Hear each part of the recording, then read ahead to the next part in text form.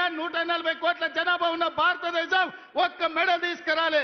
South కొరియాలో ఒక అమ్మాయి 3 బంగారు మెడల్స్ తెస్తే 140 కోట్ల భారతీయులు ఆ అమ్మాయి ముందల తల వంచుకునే పరిస్థితి ఈరోజు లేదా? అందుకే ఈ దేశాన్ని ప్రపంచ చిత్రపటంలో పెట్టాలంటే ఒలింపిక్స్ లో బంగారు మెడల్స్ సాధించాలి. దానికి తెలంగాణ వేదిక కావాలని యంగ్ ఇండియా స్పోర్ట్స్ యూనివర్సిటీని ఇవాళ తెలంగాణలో ప్రారంభించుకున్నాం. 2034 ఒలింపిక్స్ లో తెలంగాణ నుంచి బంగారు మెడల్స్ తెచ్చే బాధ్యత తెలంగాణ యువత తీసుకుంటుందని చెప్పి నరేంద్ర మోడీ గారికి నేను సూటిగా చెప్తున్నా. మిత్రులారా, ఇలా చెప్పుకుంటూ వెళ్తే ఎన్నో విజయాలు ఉన్నాయి. పనిలో పడి ప్రచారం చేసుకోవడంలో మేము మర్చిపోయినాం. మన వాళ్ళు చెబుతుంటే అరే ఇన్ని చేసిందా మన ప్రభుత్వం, సన్నబియ్యం ఇచ్చిందా, రైతు రుణమాఫీ చేసిందా, రైతు భరోసాకు నిధులు ఇచ్చిందా, 60,000 ఉద్యోగాలు ఇచ్చిందా, అమ్మ ఆదర్శ పాఠాలు నిర్వహించిందా, స్కిల్స్ యూనివర్సిటీ పెట్టిండ్రా, స్పోర్ట్స్ యూనివర్సిటీ పెట్టిండ్రా, ఇట్లా ప్రతి కార్యక్రమాన్ని చర్చినప్పుడు ఆశ్చర్యంతో నోరు తెరిచి చూస్తున్నారు. మరి ఎందుకు ఈ రోజు అవి మనం ప్రచారం చేసుకోలేకపోతున్నాం? అందుకే మిత్రులారా, ఈ రోజు వాళ్ళు పెట్టుబడి పెట్టి కిరాయి మనుషులను పెట్టి దుబాయ్లో ఆఫీసులు పెట్టి విష ప్రచారం చేస్తున్నారు. అందుకే ఇవాళ ఈడికొచ్చిన వేలాది మంది కాంగ్రెస్ పార్టీ కార్యకర్తలే మా బ్రాండ్ అంబాసిడర్లు. మీరే ప్రచార కార్యకర్తలుగా మారండి, మీరే ఈ ప్రభుత్వానికి బ్రాండ్ అంబాసిడర్లుగా మారండి. సోషల్ మీడియాలో యుద్ధం ప్రకటించండి. మన యుద్ధంలో కల్వకుంట్ల గడి తుణుకలు తుణుకలు అయిపోవాలి. అందుకే మిత్రులారా, ఇవాళ మనం కలుసుకున్నాం. మా ఎన్నికలు అయిపోయినాయి, ఎమ్మెల్యే అయిపోయింది, ఎమ్మెల్సీ అయిపోయింది, ఎంపీ అయిపోయింది, ప్రభుత్వం అయిపోయింది. నాయకుల ఎన్నికలు అయిపోయిన వేదిక మీద ఉన్నోళ్ళకు ఇక ప్రాణ సమానులైన మా కార్యకర్తల ఎన్నికలు ఉన్నాయి. మిమ్మల్ని గెలిపించే బాధ్యత నాది. సర్పంచులుగా, వార్డు మెంబర్లుగా, ఎంపీటీసీలుగా, ఎంపీపీలుగా, జడ్పీటీసీలుగా, జిల్లా పరిషత్ చైర్మన్లుగా, కౌన్సిలర్లుగా, కార్పొరేటర్లుగా, మేయర్లుగా మిమ్మల్ని గెలిపించే పూచి నేను తీసుకుంటా. మీ సోదరుడు మీకు అండగా నిలబడతాడు. గ్రామ గ్రామాన తండాలలో, గూడాలలో, మారుమూల పల్లెల్లో కంకణం కట్టుకొని బయలుదేరండి. రాబోయే స్థానిక సంస్థల్లో 100% కాంగ్రెస్ పార్టీ కార్యకర్తలకు న్యాయం జరుగుతుంది.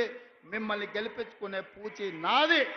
ఇవే కాదు, ఈరోజు గుడి కమిటీలు కావచ్చు, మార్కెట్ కమిటీలు కావచ్చు, కార్పొరేషన్లో డైరెక్టర్లు కావచ్చు, అన్ని పదవులు ఇచ్చే వరకు ఈరోజు విశ్రమించను. మీకు అండగా నిలబడడానికి మీనాక్షి నటరాజన్ గారు ఢిల్లీ నుంచి వచ్చిండ్రు. మీకు 100% న్యాయం జరుగుద్ది. మీకు న్యాయం చేసే బాధ్యత నాది.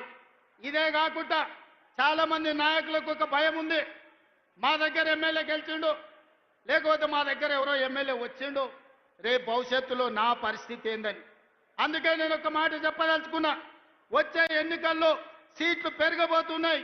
119, 153 అసెంబ్లీలు కాబోతున్నాయి. పార్లమెంటు సీట్లు పెరగబోతున్నాయి. ఇవాళ 60-70 మంది ఎమ్మెల్యేలు ఉన్నారు.